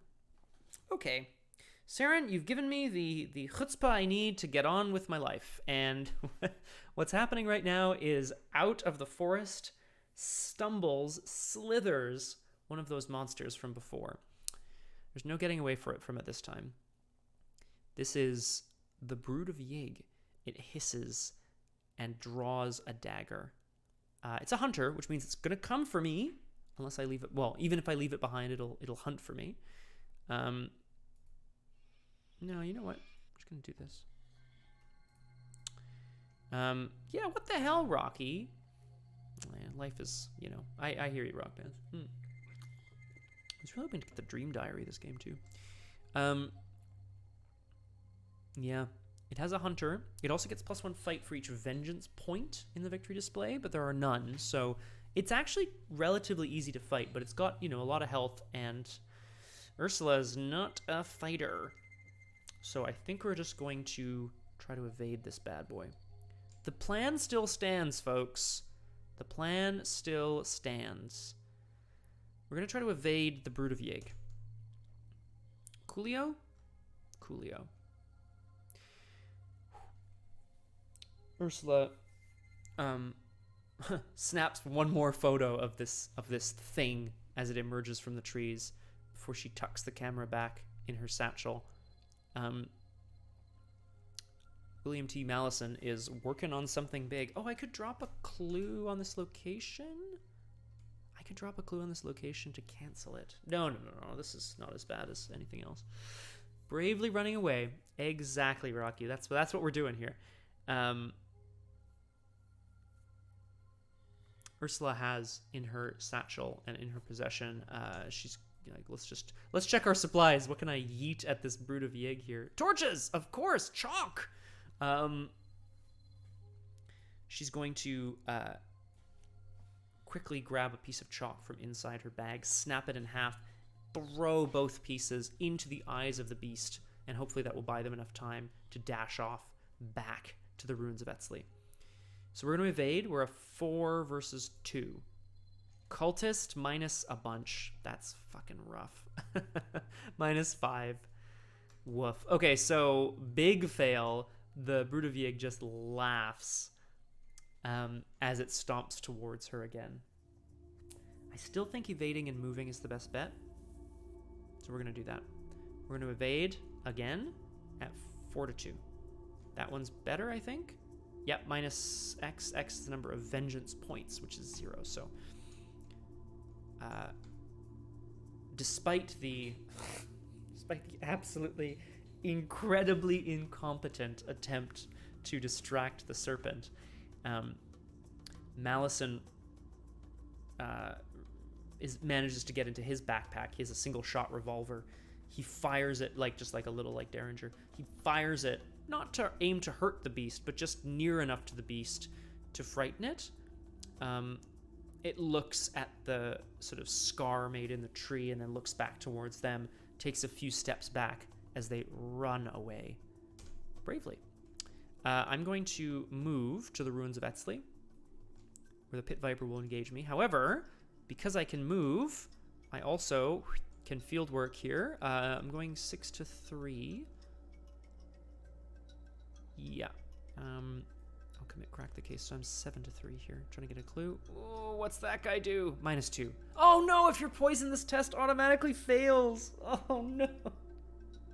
Oh no. This is Yo, the ruins of Etzli do not want Ursula there. The poison in her blood begins to boil. At least that's what it feels like. I fail a skill test while investigating, so I'm going to draw. Yep, Gunner, I'm with you. I'm going to draw an encounter card for it. Overgrowth, that's fine. That's actually okay. That's not a big deal. Yo, this is so bad. Okay. Man. That's okay. I still have cards that I can commit to these tests. So it's not like I'm going to totally fuck it up. Field work. In the enemy phase, the pit viper hits me. It's gonna bite Ursula again.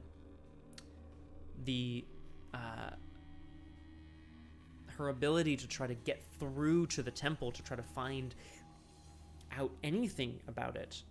These large stone serpent kind of guardians seem to denote an edge that she can't get past. She can't find any way around them without running into snake-like beasts or just any ability to get by them is totally thwarted every time. And sorry, at the end of my turn, if I did not successfully explore, I have to take a horror. I will take a horror, and I'm gonna put it on your friend and mine, Bill Mallison. Bill is dead. Aw, long live Bill. So of course lore-wise, the characters don't die because then you have to be able to get them again next scenario. As the vipers once again emerge from the nooks and crannies of the actual stones on the sculptures around this temple, she looks back towards Mallison, who claims to have been working on something big. He had his single-shot revolver, and he takes off. Alejandro calls to him, "What are you doing? Get back here, you coward." He's just taking off as fast as he can. He's going to try to get back to camp for help. He thinks that there might be someone or something at the expedition camp that might be able to bring them solace, perhaps some sort of backup. But Ursula can tell that he has been broken by his experience. The beast at the trail was just too much for him. And I'm going to draw a card and take a... Ooh, this could be good. That could be very good. Draw a card and take a resource. And we go to Mythos. Mythos phase. Put a Doom on the agenda. The old agendy. And draw an encounter card, because we got to keep doing that. A Brood of fucking Yig. What is happening? Oh no! Oh my god. A low horn sounds. Ursula looks around, assuming that she'll be seeing some of the taka or some of the warriors of Etzli. Nothing of the sort. Another hungry serpent emerges from the temple. This one is wielding a spear. Its blade is rusted and jagged, and as it hisses, it moves towards Ursula. Oh my god. Oh, Requiem, hi! Okay, Requiem, you're actually just in time, because the scenario was going really well. We've got our female Indiana Jones, Ursula Downs. She is exploring like a mad person, just like finding places, getting clues, meeting indigenous peoples of the region, like doing all sorts of stuff. And now that she's arrived at her goal, the ruins of Etzli, it is just absolute madness. There's enemies everywhere. There's snake people with spears. It's just horrible. Now, this would be a drop a clue and put it back, but I don't have Mallison anymore, so I can't. Okay, we're into the investigation phase. No, Requiem, we are no longer in that campaign, thankfully, so good shout. We can again say, well, the big H. I probably won't say it. Oh my god. Just insanity. I know. It was more fun before, probably, when you guys got me all the time. Okay, so let's take stock. We've got 2 enemies on us that are just going to keep hitting us every time we, like, do things. What I could do is investigate here, try to get a clue, move, and investigate from the... Oh, no, but then I still have to end up at the ruins. So, in fact, I need to investigate from here. So I'm going to be taking some... anytime you take an action when you have an enemy with you, unless the action is to deal with that enemy, fighting or evading or parlaying, or resigning, get the hell out of there, you take an attack of opportunity. So can I afford to take 2? No, I cannot. Oh, this is actually really bad, isn't it? If I evade the brood, I'll still have 2 actions left. I'll be able to take some attacks of opportunity to try to get these clues. That's the game plan. So I'm going to try to evade the brood of Yig. I have 5 agility. +1, fantastic. Ursula dashes around the perimeter of the ruins, looking for another way in. The snakes continue to drop out of the trees and slither out from the grass. Second action, we're going in hard on... Oh, Requiem, yeah, you know what, Requiem, we even have torches. Here they are. Haven't used them yet, though, have I? Okay. I think I'm going to perception here second. That seems good. I'm going to investigate, so I have to take an attack from the friggin' pit viper. I have 4 intellect versus... Sorry, 6 now with perception against the 3 shrouded location. Elder sign, so good. Okay, and I can move. Do I want to, though? No, I don't. I will draw a card from perception, and I'll take the clue from the location. Last action. Yeah, we're going to investigate again, but this time I'm an inquiring mind. If we wish to learn, we must first question everything we know. Ursula's WWBD. What would Brahm do? Well, I guess I would probably ask my wife. Which one? What do you mean? WWBD, baby! Okay. I wonder if I'm gonna get lucky twice here. But we can try. Ursula notices sort of a gap between some of the serpents that she can try to squeeze through. Try to get inside the temple where, hopefully if all the serpents are outside of it, trying to keep people out, that if she can get in, hopefully there will be no more there.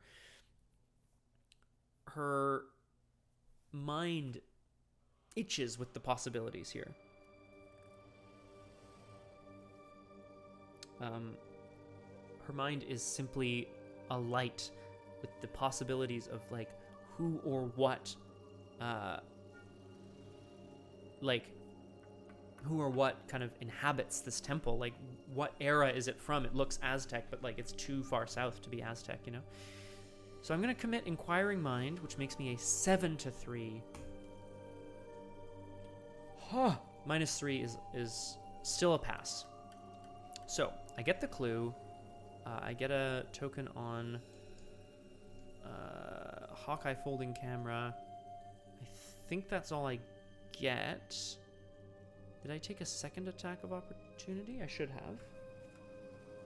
I took 1, and then I should have taken another. Okay, so that's fine. I should have.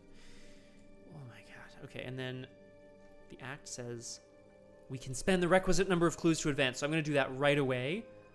Right away. While I still have time. Do I have? Oh, sorry. I just have to check whether I have a trigger at the... Oh, here. In the investigation phase... Okay, so I don't have any actions left. So the enemy phase goes first. But then I'll spend my clues before this guy hits me. So the Brood of Yig hunts in. These snake creatures, humanoid snake creatures, are coming in from every direction. They are, like, unstoppable. But before it hits me, I'm going to spend my 3 clues and advance and see what it does. Damn it, there's more. Oh, no, we're good. Phew. Oh, right, that was the other Act 3A. Okay. What you have found is beyond your wildest expectations. Despite their supposed age, the ruins appear preserved in time. Several aspects of the architecture are strangely futuristic. You set out to investigate at once. Resolution 1, baby. Thursday, July 2nd, 1925. Somehow, after much toil and many hours of investigation, we found the ruins that Alejandro sought, though we scarcely could have been ready for what we encountered in the wilds of the jungle. The rainforest was guarded by unfathomable horrors, serpentine creatures driven by anger and hate. They hunted us relentlessly, true, wielding primitive weaponry and communicating in sharp hisses. Perhaps just as deadly were the indigenous peoples of the rainforest. They appear to be Aztec warriors as far as dress and speech were concerned. Despite the conquering of the Aztec people hundreds of years ago, these warriors somehow survived. How they managed to remain undiscovered this long is beyond us. The warrior named Taka was particularly intriguing.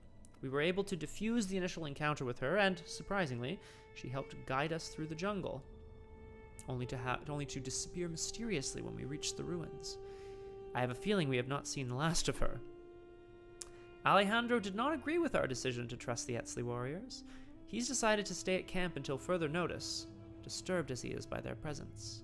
Oh, well thanks, Alejandro. What an asshole. I thought he would be excited to learn more about them, but I expect this discovery defies even his broad-minded theories. I suppose he has a right to be distrustful. Nothing about this expedition makes sense.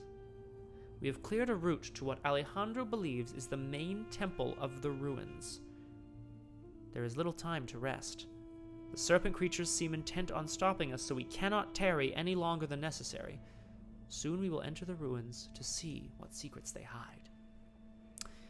In your campaign log, record that the investigators cleared a path to the Etzli ruins, and Alejandro chose to remain at the camp, and the investigators earned Taka's trust.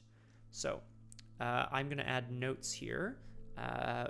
We cleared a path to the ruins and earned Taka's trust, but Alejandro decided to stay at camp.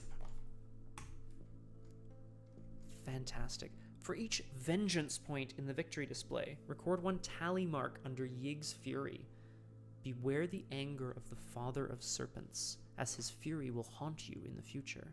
Now, we have none, because I didn't kill any enemies that have vengeance on them. Which, you know what? Honestly, man, that's okay. That's actually okay. And then I believe we earn Victory X. So, Taka is worth 1. She's in the victory display because we talked to her like a normal human. 1 from Serpent's Haven, 1 from Securitas Trail, and 2 from the ruins of Etzli. So that is 5 golden rings, 5 golden experience. I'm gonna mark that down here. Incredible. Interlude 1, Restless Nights.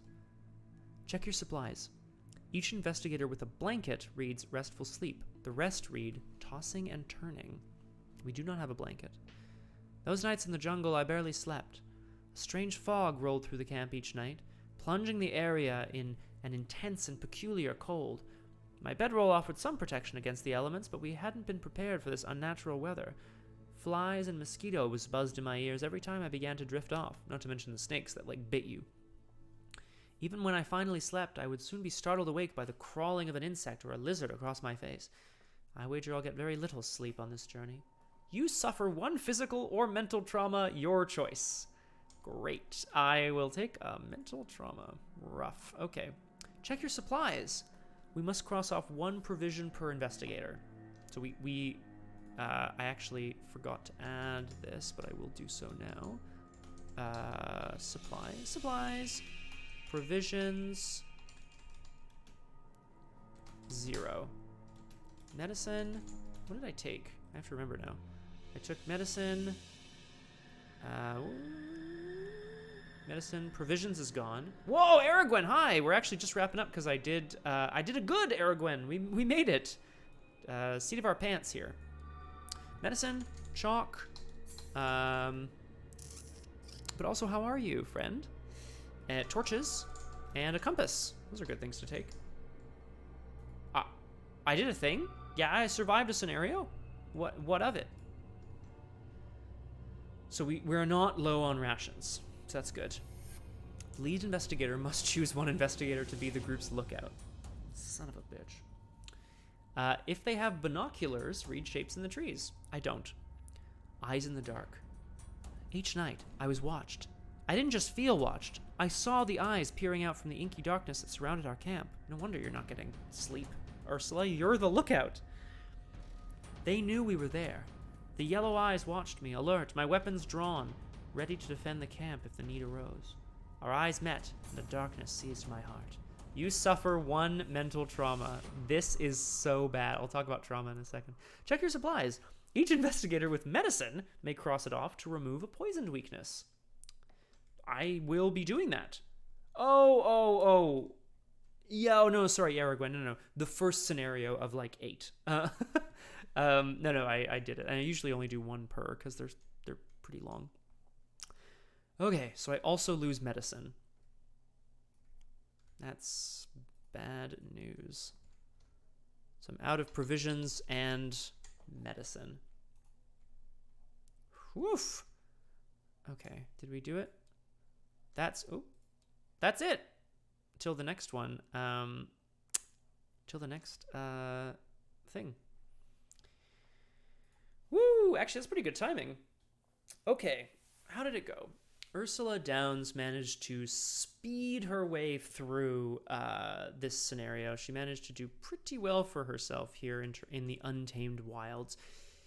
Things were going pretty well. She was kind of discovering archaeological ruins, using those to sort of like try to map out trails and so on. Eventually found the Etzli ruins, found taka, talked to her. That was nice. So things kind of performed well in that sense. I didn't get a chance to look at my dream diary, which is too bad. Probably talk about that next time. And then the horrible snake monsters came out of the trees, and it was truly terrible. Requiem wants to know if she got a badass mount. No. We can ride Malison's coattails, I guess, as we continue. I'm hoping we'll get a nice sweet mount at some point. I did earn a 5 experience. However, dream diary. Who's gonna be in your diary? I miss Dream Daddy. That's a good game. Okay. I had to take 2 trauma. I chose to take a mental trauma, and then I was forced to take a mental trauma, so that was bad. That's actually really bad. Trauma means that you start with damage or horror on you. If you run out in a scenario, you lose that scenario, right? You get knocked out. Yeah. At Aragwen there. But it's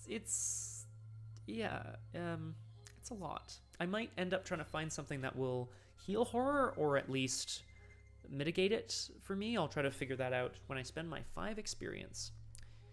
Is a good scenario. And I think Ursula Downs now knows almost there you go, get a pet, that'll work. Ursula Downs knows almost immediately the fact of the matter is that there are things in this jungle that she does not understand, and there's a power in these ruins but she's not going to back down. She's going to explore. She's got her compass, she's got her torches, and she's got her chalk, baby. So join me next time when we dive into the ruins of Etzli. Is that what it's called? Nope, it's called the Doom of Etzli. That doesn't sound good. But overall, actually, it went pretty well, I think, all things considered. Yeah, it was pretty fun. Join us tomorrow at 1800 hours Eastern over on twitch.tv/RPG Clinic for Exaltwitch Academy Episode 7. We're very excited to bring you another episode of Exaltwitch Academy. I'm loving the game, and I haven't played in way too long, so that's going to be a blast. There are other streams throughout the week. Of course, stay tuned. Join the Discord for more information. Thanks for letting me play some Doomed, folks. Big shout out to the resubscribers, Rocky and Kung Fu Fenris, and a big shout out to Saren for the donation. Thank you very much. I really, really, really, really appreciate it. I consider myself very fortunate and very privileged in a lot of ways, and I consider myself possibly most privileged of all to have so many cool friends in the community. Thank you, Aragwen. Love that you're here. Actually, that goes for everybody. Honestly, guys, I feel so privileged to have so many great friends. So thank you very much for joining me today. If you're watching this on YouTube, if you're watching this on YouTube as well, thank you for that. Thank you for your eyeballs. Let me know in the comments down below if you have any suggestions for Doomed, other than don't do it live, you asshole. Because I'm not going to take that suggestion. Okay, folks. It's been a party. Be safe. Be well. Take care of yourselves, right? Health must come first. If you ever find yourself lost in the jungle and there's things bearing down on you, just remember, Bill can be sacrificed.